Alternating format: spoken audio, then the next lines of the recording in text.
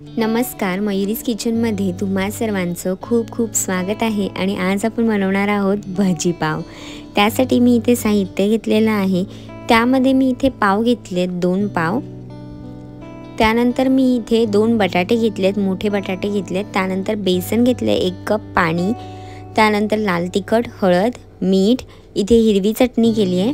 त्यानंतर लाल चटणी आहे आणि इथे गोड चटणी। आता सुरुवातीला इथे बटाटा जो आहे तो मी साली काढून घेणार आहे बटाट्याच्या। तुम्हाला नसेल काढायचा तर नाही काढला तरी सुद्धा चालेल, पण मी इथे साली ज्या आहेत त्या काढून घेते।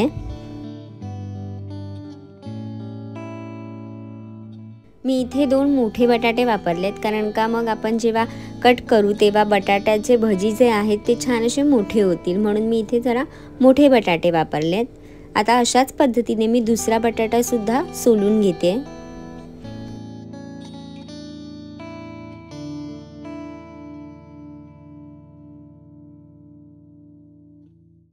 आता इथे माझे दोन्ही बटाटे सोलून झालेले आहेत। आता आपण गोलाकार चिरून घेऊयात। इथे मी सुरीच्या मदतीने गोल गोल कट करून घेते। तुम्हाला जर कटरवर करायचं असेल तरी सुद्धा चालेल। मी इथे सुरीनेच मीडियम साईजमध्ये, खूप पातळ नाही आणि जाड सुद्धा नाही, असे गोल गोल मी इथे कट करून घेणार आहे। मी तुम्हाला एक कट दाखवते। खूप जाड सुद्धा नाही ठेवलाय मी आणि पातळ सुद्धा नाही ठेवलाय, असा मीडियम आकारामध्ये मी गोलाकार असा कट करून घेतलेला आहे। अशाच सेम पद्धतीने मी बाकीचे सुद्धा जे बटाट्याचे काप आहेत ते काढून घेणार आहे।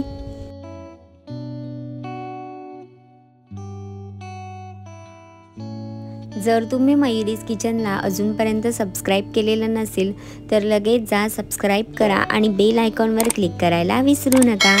आता इथे माझे जे बटाटे आहेत ते चिरून झालेले आहेत। तुम्ही पाहू शकता मी व्यवस्थित असे गोलाकार आकारामध्ये बटाटे कापून घेतलेले आहेत। आता मी बॅटर भजीचं बॅटर जे आहे ते तयार करेपर्यंत मी पाण्यामध्ये ठेवणार आहे, म्हणजे बटाटा जो आहे तो काळा पडणार नाही आणि बटाट्यामध्ये जे काही एक्स्ट्रा स्टार्च असेल ते सुद्धा निघून जाईल, म्हणून पाण्यामध्ये मी इथे बटाट्यांना भिजत ठेवणार आहे। आता आपण भजीसाठी बॅटर तयार करूयात। मी इथे 1 कप बेसन घेतलेलं आहे। त्यामध्ये मी इथे 1 चमचा लाल तिखट घालणार आहे। एक लहान चमचा मी लाल तिखट घालते। त्यानंतर अर्धा चमचा मी इथे हळद घालते। त्यानंतर चवीनुसार मीठ घालायचं आहे। आता मी इथे पाणी घालणार आहे आणि हे सर्व व्यवस्थित मिक्स करून घेणार आहे। भजीसाठी आपल्याला बॅटर तयार करायचं आहे, पण ते खूप पातळ करायचं नाही आहे आणि एकदम घट्ट सुद्धा ठेवायचं नाही आहे। भजीला छान असं कोट होईल असं आपल्याला बॅटर इथे बनवायचं आहे। त्यामुळे मी सुरुवातीला खूप पाणी घातलेलं नाही आहे, अगदी थोडं थोडं करत इथे पाणी घालायचं आहे, म्हणजे आपल्याला अंदाजा येईल की आपलं बॅटर जे आहे ते परफेक्ट बनेल। आता इथे मी बघा थोडंच पाणी घातलंय आणि आता जे बॅटर आहे ते व्यवस्थित असं मला इतकंच घट्ट हवं, त्याच्यामुळे व्यवस्थित जे बेसनमध्ये जे गोळे तयार होतात ते सुद्धा आपल्याला सर्व काढून घ्यायचे आहेत। व्यवस्थित असं प्लेन बॅटर आपल्याला इथे तयार करून घ्यायचे, त्याच्यामुळे मी व्यवस्थित मिक्स करून घेणार आहे।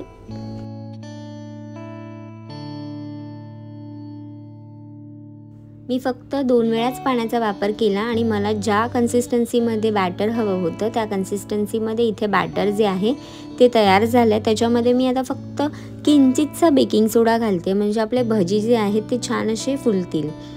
आता हे व्यवस्थित मिक्स करून घ्यायचं, अगदी किंचितसाच बेकिंग सोडा घालायचा आहे। आता ह्या बॅटरमध्ये मी 1 बटाटा सुद्धा तुम्हाला दाखवते। बटाट्याला व्यवस्थित असं हे जे बॅटर आहे ते छान असं चिकटलं जाते, तुम्ही पाहू शकता।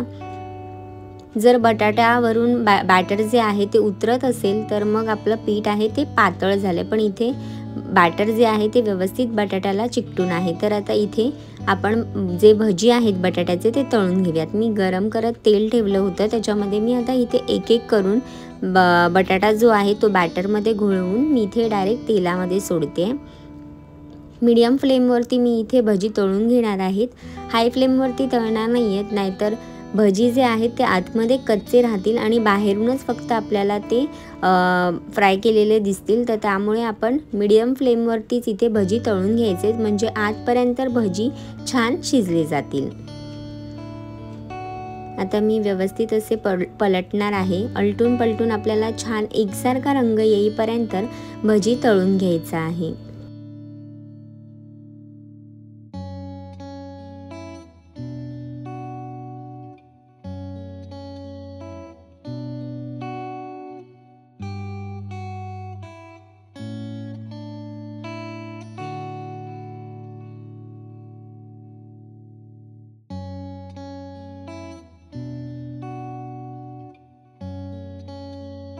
आता इथे तुम्ही पाहू शकता भज्यांना खूप सुंदर असा रंग आलेला आहे.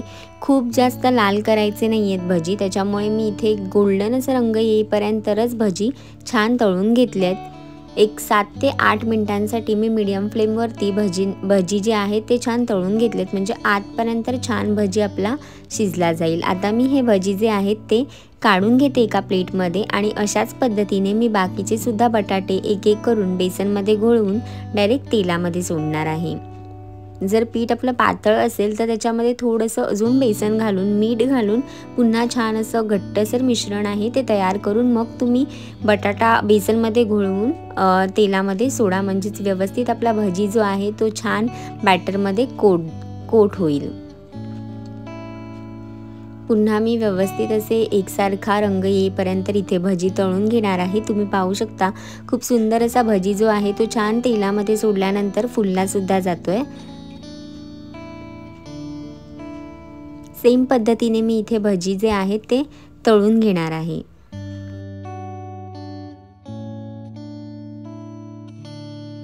आता इथे भजी पावसाठी लागणारे जे भजी आहेत बटाटा भजी ते तयार झालेत. मी इथे 2 पाव घेतले होते, त्यांना मी असं मधून कट केलाय आणि पाव जो आहे तो ओपन करून घ्यायचा आहे, म्हणजेच आपल्याला चटण्या व्यवस्थित इथे लावता येतील. मी आता इथे एका साईडला हिरवी चटणी लावते. चटण्यांच्या रेसिप्या मी डिस्क्रिप्शन बॉक्समध्ये मेन्शन करणार आहे, तर तुम्ही नक्की बघा. आता इथे मी हिरवी चटणी जी आहे ती लावून घेते.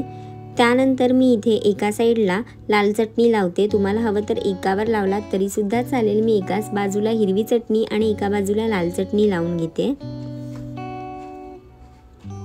त्यानंतर मी इथे सुकी चटणी लावणार आहे. सुकी चटणी साठी जी रेसिपी आहे ती सुद्धा मी डिस्क्रिप्शन बॉक्समध्ये दिलेली आहे, तर तुम्ही नक्की ट्राय करून पहा. इथे मी लाल सुकी चटणीसुद्धा इथे लावलेली आहे आणि आपल्या भजीपावला खूप अप्रतिम अशी टेस्ट येते, त्याच्यामुळे सुकी चटणी नक्की लावा. त्यानंतर मी इथे आपण जे भजी केलेले आहेत गरमागरम भजी मी पावामध्ये इथे लावून घेते आणि मी बंद करून घेणार आहे. अशा प्रकारे आता इथे आपला भजीपाव जो आहे तो बनून तयार झालेला आहे. तुम्ही तळलेली हिरवी मिरची सुद्धा इथे वापरू शकता. मी तुम्हाला इथे दाखवते. तुम्हाला माझी रेसिपी आवडली असेल तर कमेंट करून नक्की सांगा. लाईक करा, शेअर करा आणि सबस्क्राईब करायला विसरू नका. गरमागरम भजीपाव तुम्ही सुद्धा घरच्या घरी नक्की ट्राय करून पहा आणि निरोगी खा, निरोगी राहा.